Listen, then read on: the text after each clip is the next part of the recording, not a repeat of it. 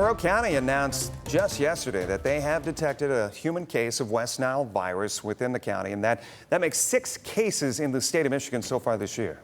So you may ask whether the warmer weather played a role in how long mosquitoes stick around. Meteorologist Matt Willoughby joins us tonight to tell us how our warming climate could be driving an increase in mosquito-borne illnesses. Matt? Yeah, Jeff and Mel, the temperatures range for peak transmission for mosquito-borne illnesses is right around 79 degrees to 84 degrees, based on a study done by Climate Central. Without above-average temperatures and drought conditions lately, areas that are closer to some of the form of water functions as a beacon for mosquitoes to feast on humans as the warmer and dry conditions stick around in the month of September.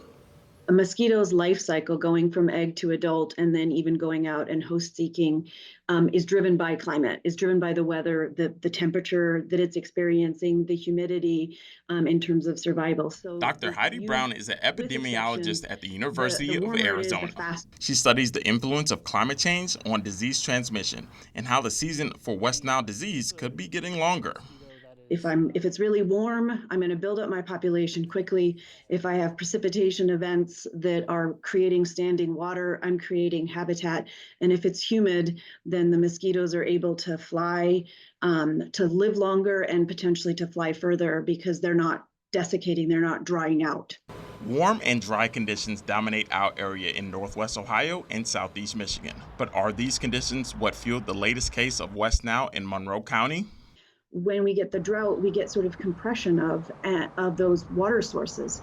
So the mosquitoes are getting compressed and the birds are going into those places, and you're getting that interaction more quickly. And then if you throw what we humans are doing of how we're engaging with our landscape, are we then exposing ourselves to it? If our climate continues to warm, Brown says this could become a more common problem the further north you go in the United States. We are longer seasons of greater warmth. It's taking later and later for that cold snap to drive the populations down, which means that we have transmission that's both ramping up and then also extending longer into across the year. So we're worried about or having to deal with these diseases longer.